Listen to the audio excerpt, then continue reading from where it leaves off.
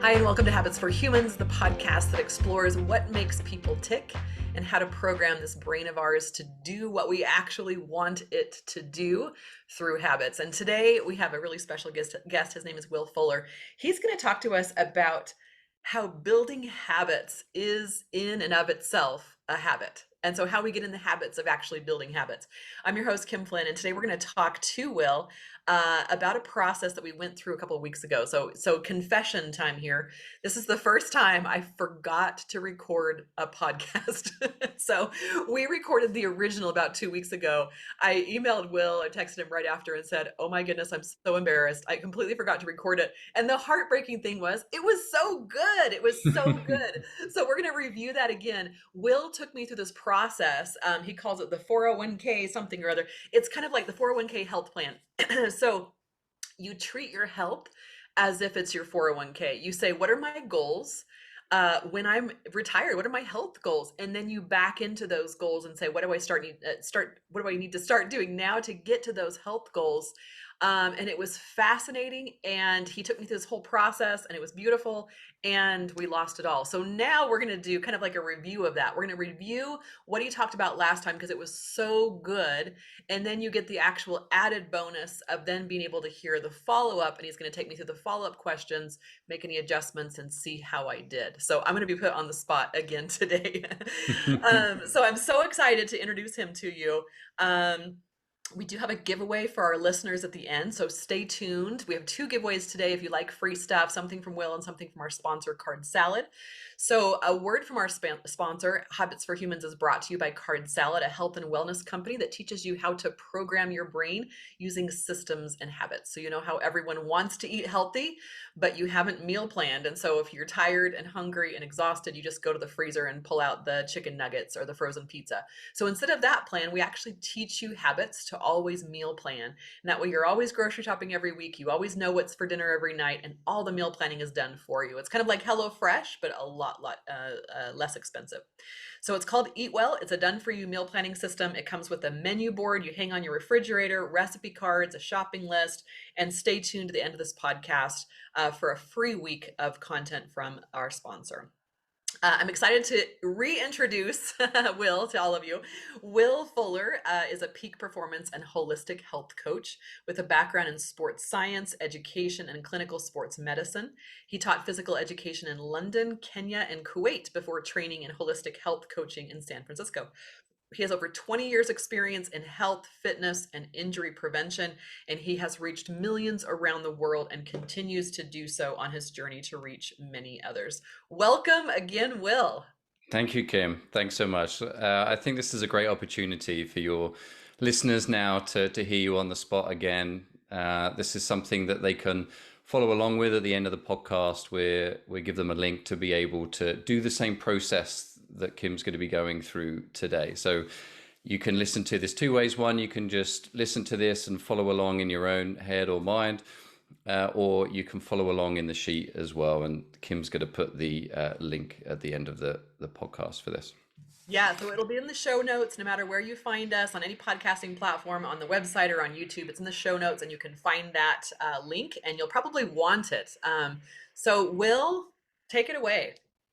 Take it away. So the idea here, just like the 401k that everyone else is doing, this idea of if at any point in your life, if you haven't been saving for your 401k at any one time, even if it's just $1 a day, to start putting that dollar in the account. So we're going to be doing that today, but we're going to be transferring it into habits so that you can start building these small habits into your life. As Kim said there at the beginning of the podcast, about how do we retrain the brain to be able to do this. And this is kind of the idea of this is to get it all on one sheet so that you can follow this program along. So those of you that get this and download, question number one of the 401k body dream retirement health plan is, if you could guaranteed success, what would your retirement life look like? And for example, that could be hobbies, activities, family, friends, or personal growth. So Kim, do you want me to go through what you said at the time or what I wrote down, or do you just want to, off the top of your head, kind of say what you said? Yeah, I'm happy to recap. That's fine. I wanted energy to travel. I love to travel. I wanted to walk around a lot. I want mobility. I want exercise to be part of my routine. That's something that I do, into my 80s, 90s, and beyond. And I want to be able to continue to eat healthily, even when I'm on the road. Fantastic. And one thing that Kim missed out there, which is something that I picked up on last time, was that she wants to continue contributing, especially to female entrepreneurs on their journey. And one reason why that was valuable is something that was kind of I don't want to say a red flag, but a flag for me with Kim, is that she loves working, the passion is there, so she puts everything into it. But as many people listening to this might know, a consequence of that can be burnout, or that we actually forget about our own health. Or something that I see a lot in parents is that they give everything into their kids, and then they don't save anything for themselves. So isn't that funny? Will, I'm reading my notes from last time too about what my habits were, and the word moderation is on there, and I skipped it. Yeah, I know. I was like, who cares I about know. that one? Well, as much as I want this for the listeners, I really want you to be able to walk away with something valuable here. And I really just want people to be thinking about this not as a punishment. We've got this historical idea that exercise is a punishment. Oh, you're overweight, you have to go run on a treadmill.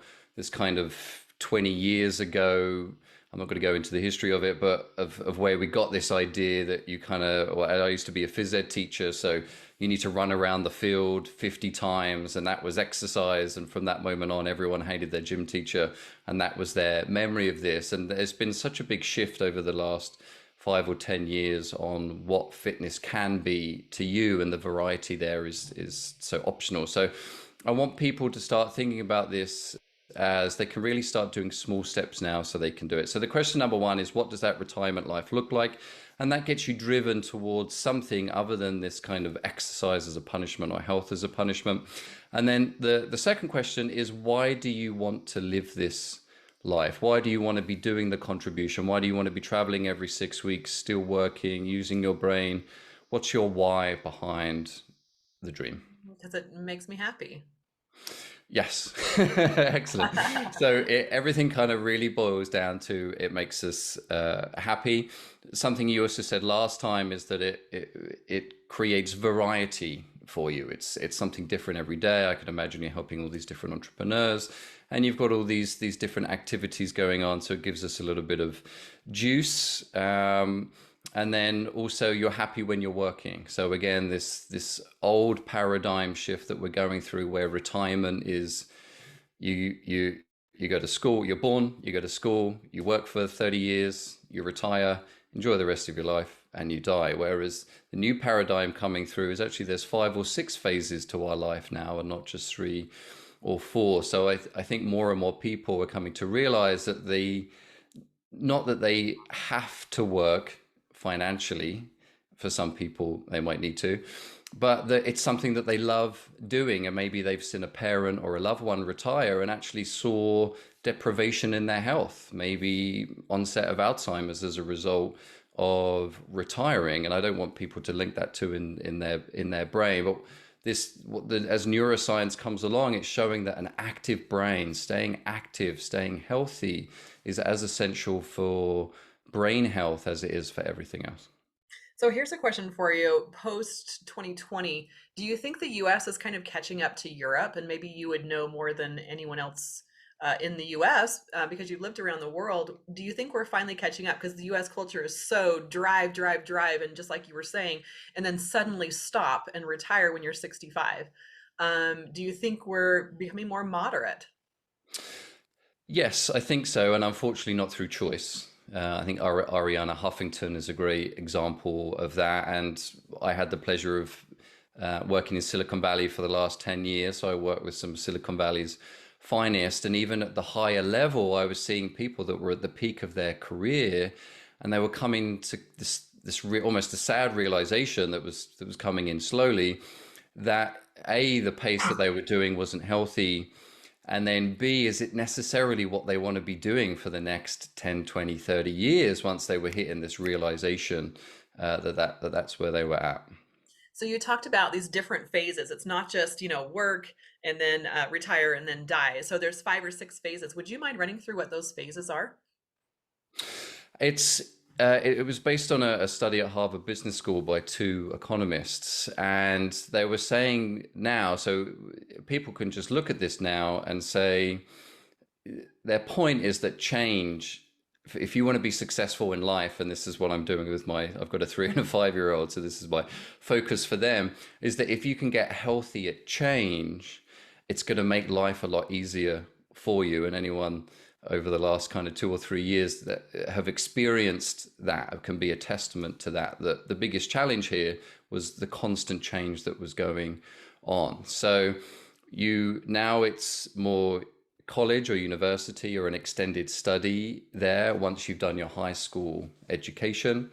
And then after that, almost this kind of tester period, this exploration between the ages of 20 or 30.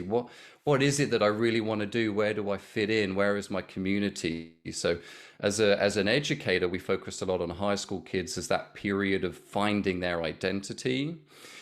But now we can see young adults doing the same as well, trying to find their place in the world, but also where is that with career? And more people want to link their passion with their career, something that they enjoy doing. And also, what are those company values I was seeing a lot of in Silicon Valley? Is what are the values of the company? Am I valid as an employee?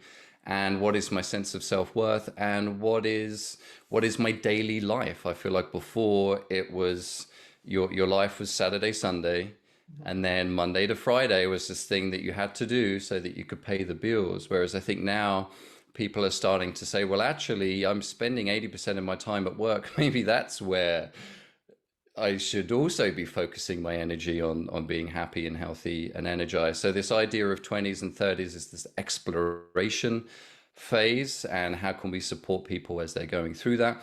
And then 30 to 40s is kind of more of this, yes, I've started to build this skill set. This is where I fit in now. This is where my confidence is. This is where I want to be for that next 30 to 40s. And then I recently heard that 40s and 50s is kind of this prime period where now we've gone through the exploration phase, we've gone through discovery, trial and error, and now let's really contribute to society, to career, and invest in our own health and wellness.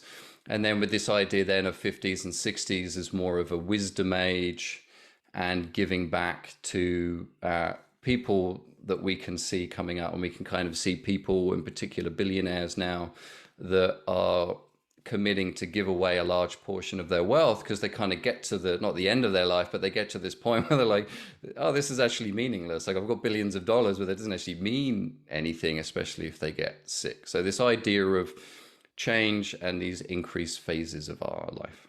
I love that. So interesting. So you can break your life into these different phases, and those might be like the typical traditional phases that people naturally move you through. And also in my life, it's been like life has forced me to move into the different phases, COVID being one Yes. of them that drastically changed a lot of our lives, and you're suddenly forced into a different phase, and you ask yourself, wait a second, that last phase, while I was successful on paper, I don't know if I was a success in my life because of that moderation thing we talked about, right? So a big phase for me here is now focusing more on my health. So let's get back to the health Yes. piece, Yes. Sorry. which I love that. So, so we've got this why, and the reason why that's important is with a big enough why, you can achieve any how.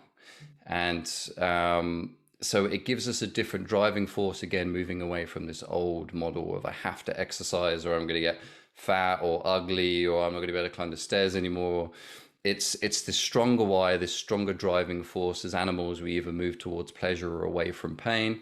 So moving away from pain has been effective in the past, but what if we could shift that now and it was more about moving towards the pleasure? And what's so nice about exercise is it releases endorphins and it does make us feel good in the moment. It's creating those habits in order to follow through with that. So the I third just have to, question, I just have, I just have to sorry, recap that. Sorry, I just have to recap that. So I think that is so valuable that I've never heard that being put that way.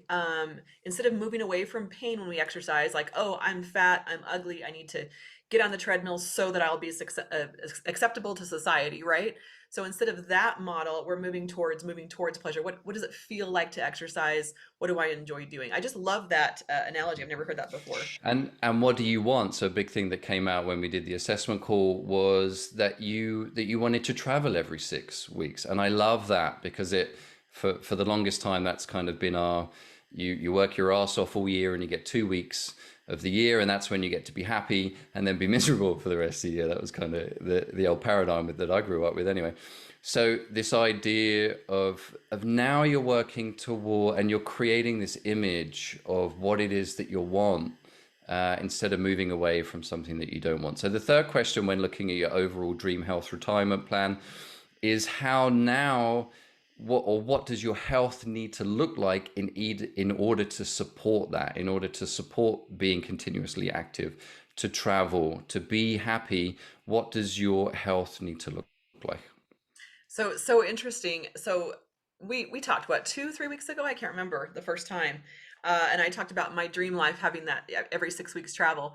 So what's so interesting is once you say it and say like this is my intention, this is what I want to do, your brain and your life just kind of naturally take over and you start doing it. So I'm actually headed to Barcelona in May, which I'm super excited about. I went to Palm Springs and just laid in the sun last weekend. In 2 weeks, I'm going to Phoenix. And when I was walking around in Palm Springs yesterday, because there's just a lot of walking whenever you travel, I was thinking about your interview and I was thinking about, yeah, I'm actually really tired. I was like, I am 46 and I'm tired. If I'm going to be 65 and doing this much walking, I'm going to be even more tired. I need to do what Will says and continue down that path. So we'll get there, but I'm Yes, yeah. and that was number one, and I even circled it for you there, which was consistent energy levels. And it you can kind of boil everything down to energy, really. Like life is energy. That's what gives us life. Is again, I'm not going to go into the science of it, but if we can start to regulate our energy levels, which again in Silicon Valley, coffee shop on every corner. The way those were being regulated with caffeine. I'm not saying there's anything wrong with caffeine. I drink coffee myself, but it's what is this regulation of energy levels, and that's why burnout is so dangerous. And this is why again I like this system, because now your mind is focused on 10, 20, 30 years from now. It's not focused on just today or this week. I've got to get this project done. I've got to help this one female entrepreneur because it's going to help so many people. So you put everything in that. And then that weekend, well, you're kind of low energy. You don't really want to spend time with your friends or family. Or I don't really want to work out because I just kind of feel tired. And then you go into the next week on a low energy, eat, sleep, rave, repeat, and you end up in this kind of burnout phase. So instead, if your focus was regulating my energy levels, now we're more likely to say no to certain projects, or maybe we're going to be better at self-regulating. And then if anyone who is a business operator or owner, now you've got permission to start handing some of your work off to other people, even though our excuse there as well, it's not going to be as good as I'm going to do it, which is the biggest issue. We've got that kind of letting go of businesses or tasks. It's actually, this is directly related to my health and it's directly to my energy level. So where is my energy best spent? Because it's a commodity. You could call it a commodity. For me, it's permission to move slowly. In 2.0 version of my Yeah, life, that's my it was like biggest. let's Yeah. grow, let's grow, let's grow, and it's constant and it's aggressive growth. And now I'm like, nope, I'm just gonna move more slowly. So it's less about perfectionism and more about speed, lack of speed. So Yes, and the big thing that's hit me now is that mistakes is part of learning, and in fact, that is learning. If we want to look at the brain wiring itself, then there's a book called The Talent Code, and he talks about the myelin sheath. Sorry, I'm going into science today, and how and what that is that wraps itself around the brain. And then the stronger those neuro pathways, the more effective you're going to be at that skill or that habit. And what he discovered is the more you do something, the stronger that connection is going to get. Now, how are you going to continuously do something without mistakes? I heard today that in baseball, the best baseball players in the world fail 70% of the time. They fail 70% of the time. But I don't give myself that same permission. If I fail at something in my business, personal life, relationships, I then beat myself up about it. But what we don't realize is that is affecting your ability to form that habit, that skill. So you're actually slowing it down. So this idea of slowing things down, giving yourself permission to have that learning phase and exploring a new skill is actually part of neurology. It's not, but we make it all about me, all about I. So the other things that you went through there, energy levels was important, but also mobility was something also very valuable. And I found that in my clinical practice in San Francisco, is that people just wanted to get out of pain.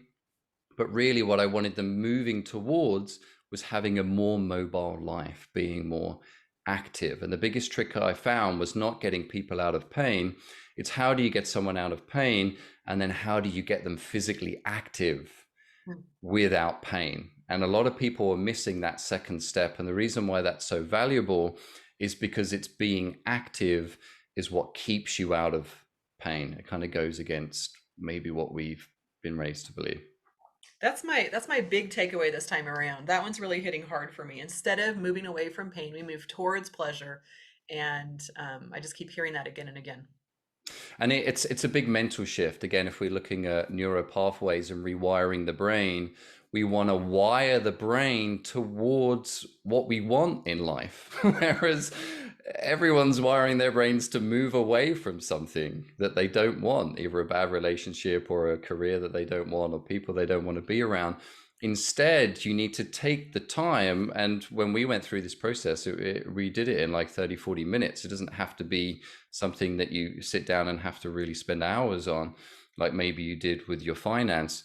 But this idea of moving towards what we want. So now on the second page of the 401k body, we looked at starting your dream health portfolio. So now this idea is we've got this dream, we've got why we want it, we've got this big boost of why our health is important. So now your brain is wiring all this together. It's saying, yes, I want to be active, I want to travel, I want to enjoy life. And then it's saying that in order to do that, it's because I want to be happy. And then in order to do that, my health needs to be consistent energy levels and I need to be mobile. So just in those 5 or 6 things, now your brain has something to focus on and a target to shoot for. So on the sheet here, it said, how would you rate yourself in certain key areas of holistic health? And for me, I've put down physical, mental, emotional, and spiritual health. You rate what your highest one is. And for Kim, she said that physical health was a number 8 out of 10. And then from there, we said, what would your health in this area need to look like if you want to live your dream health retirement plan? So can you feedback on some things that you said on what your physical health needs to look like relative to that dream retirement health plan? I think I've said something like, I need to continue to exercise on a regular basis, but I would need to actually do some cardio because I just like to lift weights. I don't like to do cardio. And so you really pushed me, not like do cardio because you think you have to do it, but really, what do you want? Oh, I want to have more energy levels. I want to be able to walk all day long and be fine. Oh, that's the purpose for the cardio. And so that kind of pointed me in that direction. And I also talked about wanting to learn how to order in a restaurant or just be on the road and keep a healthy diet. Yes. Yeah. And a lot of us know that when we go on vacation or a work trip, everything kind of falls out the window. And I just had this conversation with a client yesterday, is that she needs to come up with 2 routines or 2 programs, one for while she's traveling and one for while she's at home. And that sounds complicated, but the 2 cross over. But what it means is, again, we talk about change, there's less interruption. And if you're traveling every 6 weeks and you have this rough map of what that routine looks like for you. So for a lot of people, they travel, some of the more successful people that I found that traveled, the first thing they did, they got off the plane, they drank, one woman would drink 2 liters of water while she was on the plane. As soon as she got to the hotel, she made sure it had a swimming pool and she went and swam for half an hour. And then after that, she did something else. So without realizing it, she had this success habit that she did every time she traveled, and she was traveling and teaching all the way around the world. So it's very important that she was at her peak. And obviously, if we're changing time zones all the time, it's very challenging, but she had kind of cracked that code.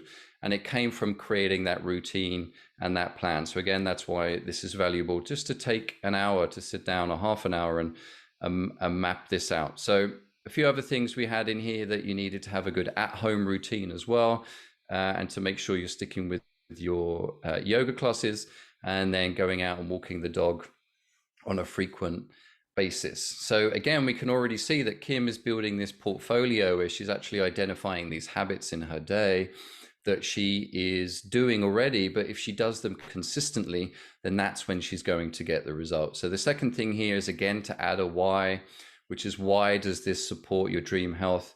And as Kim had mentioned there, that it was to support the dream of travel, but also this dream of supporting female entrepreneurs for the rest of her life, and keeping those energy levels high and moderate. So then the next question is, in your chosen area, what are the 3 health habits you are already doing or have done in the past that could get you one step closer to your dream retirement health? So she identified 3 areas of: 1, going to the gym 3 times a week; 2 was cooking real food every night; and then number 3 was regulating her fatigue. I then had her rate out of 10, what is her most successful, and she said that going to the gym 3 times a week was a 9 out of 10. And I remember you saying, Kim, that was kind of that you liked the fact that it was your strength that we went for first in this Yeah, that was portfolio. really surprising to me. I was waiting for you to go after my weakness and say, how do we change this? But it's in keeping with what we've been talking about this entire time. It's not about moving against what's not working. It's about moving towards what is.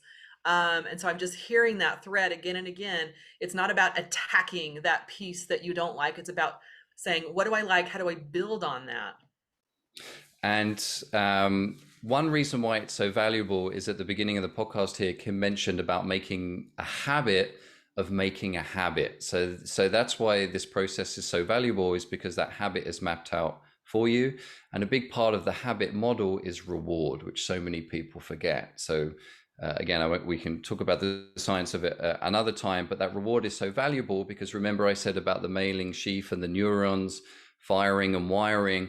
So the more you do something and the more you reward yourself and you feel good and you release those endorphins, you strengthen that pattern.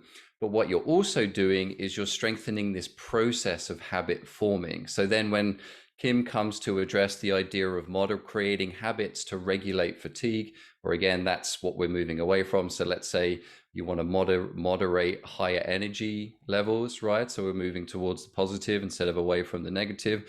Now she already knows that she's successful at this process. So going into it, she's a success.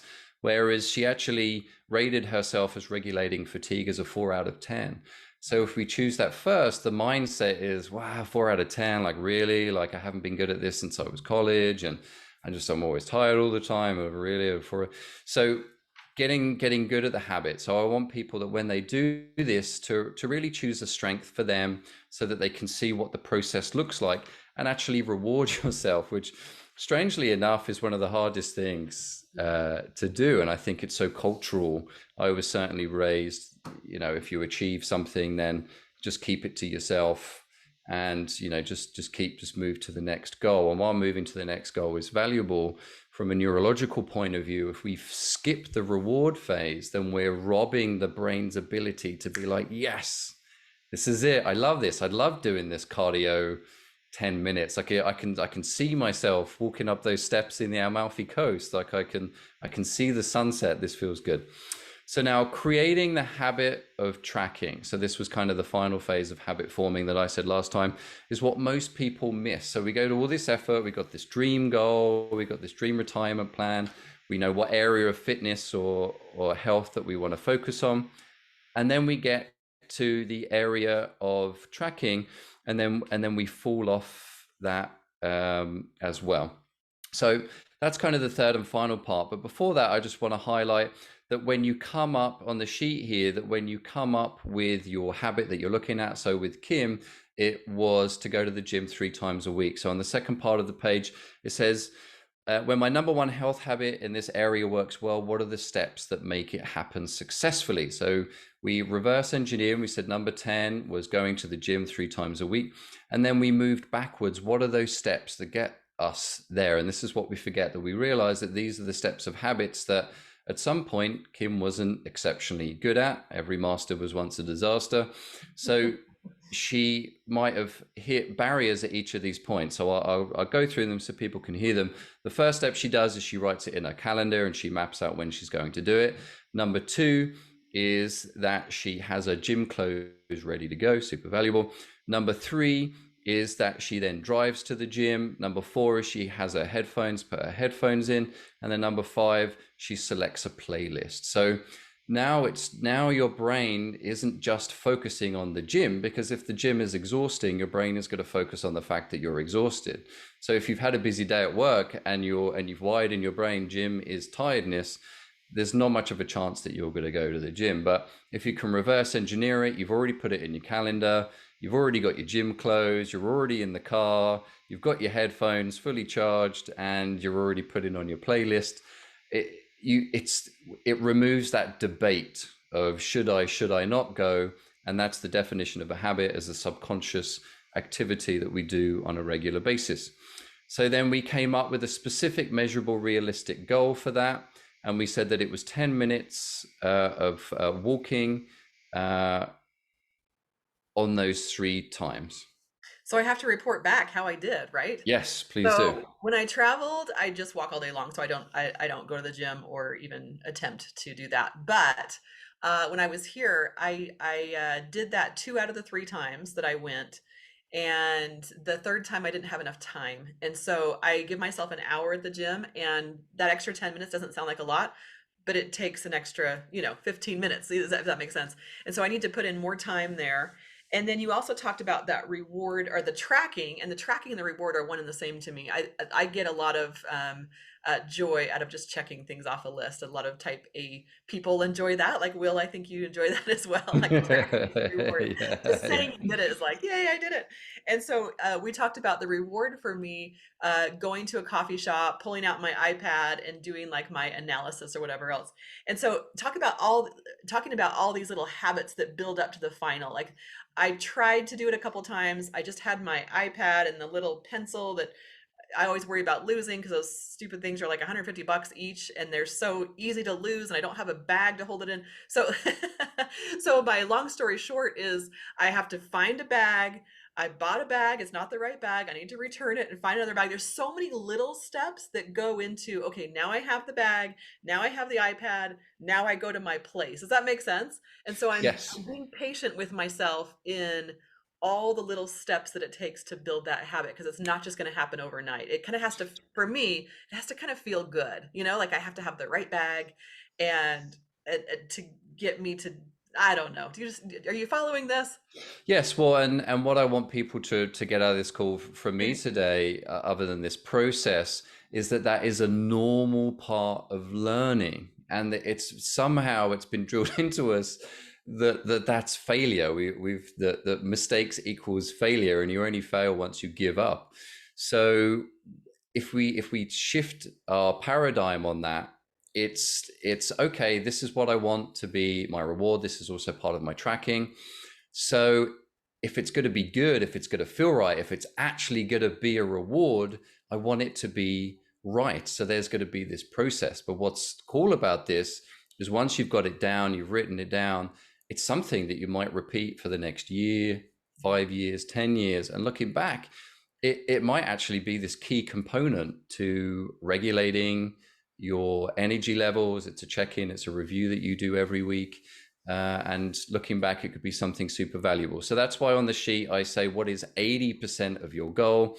So again, we have this idea that we set this big lofty goal. I'm the same. I haven't done yoga for a year. Okay, I'm going to do it 5 times this week. And then I get to Monday and I don't do it. And then I'm like, well, I'm not going to do it Tuesday because I failed yesterday. So I'm not going to bother 5 times a week. So instead, if we came up with an 80% goal, so Kim said there that she managed to do 2 out of 3. So if we'd stuck with the original goal, she could have called herself a failure. But with the 80% goal, she is a success and she achieved her reward. Now, remember we said that reward wires the brain and reinforces the behavior. So that's what we want that reward component to be. So coming up with your ideal goal and then allowing yourself to have 80% of that. And some of us, if we know historically, like myself with the 5 days of yoga, maybe you make a 50% goal, and it's fine, because consistency is key, and that's what you want to move forward with. I love it. Such good stuff. We are out of time, but I think that was a completely different interview, Will. It was It completely, yeah. was. And I thought it was fascinating. It was much more cerebral this time, and I was actually learning more from you versus last time it was like me just exploring what I wanted in my life. So I thought it was great. Thank you so much for sharing all the myelin sheath. And how do you say the word myelin? You say it different than I do. Go ahead and say it how you say it. Myelin. No, you said it differently. I know you did. Anyway, I appreciated the science angle on it this time. I thought that was excellent. The biggest takeaway for me is the 80% goal, like that is the goal, and being so patient with ourselves as we slowly work up to goals. It's not black or white. It's not a switch that you flip when you're building human habits. It's the slow. The slow cut is the shortcut, right? So, Will, thank you so much for that. Let's talk about your giveaway. You have a free holistic health assessment we've been talking about. Will you talk to us more about also what they can find on your website? Yeah, so I suggest right now, if this was interesting to you, and having a retirement health plan is something that sounds good to you, and hopefully you heard from here that it's very realistic. It's not something that you have to invest tons of time, just something to get down on paper as a starting block. So I suggest that you hit the link there and sign up to download the assessment sheet. It's mapped out just the way Kim and I talked about today. So you could also come back and listen to this podcast as you go through, and hopefully that will help guide you through. And then at the end of that, if it's something that you want to take a little bit deeper, then you're welcome to send me an email or set up a time, and we can review, just like Kim and I did here today, review any questions, concerns, any barriers that you find to your health, or maybe you're just super excited and you want to share with me what it was that you discovered on your journey. So that's available. I want people to know that there's support behind this, and it's not one of those things that you're going to write the first paragraph and then a couple of years from now you're like, what was that thing, that 401k body thing that Kim was talking about? It's something that I want people to get down on paper, because once it is in black and white, now your brain has something to work towards. Even if you do the plan and you never touch it again, a year from now you might be like, whoa, I actually did that thing that I wrote down and I didn't even mean to do it. So there's a lot of value in getting it down. I agree with that. And that's been my experience. 2 or 3 weeks ago, we talked and I actually did it. And I actually was thinking as I was on the treadmill, this is what Will's talking about. Like this is what I want for my future. This is not about trying to reach a certain goal. This is about building for the future that I want right now. So I'm a big believer after having gone through it a couple of weeks ago, even. So I want to encourage everyone to go visit Will's website, visionbodymind.com, or check the show notes and follow the links and get your free 401k body plan. I'd highly recommend. Also a giveaway from our sponsor, Card Salad. Go to habitsforhumans.com and sign up for the free 7-day Eat Real Foods challenge. So it's 7 days of recipes, a done for you shopping list. Your meal planning is done for you for the week. Thanks for joining us, everyone. Thanks for joining us, Will, again. And thanks to our listeners. This is Habits for Humans, the podcast that teaches you how to program your brain to maximize its potential. And thank you for everyone for giving us a positive review. Thanks.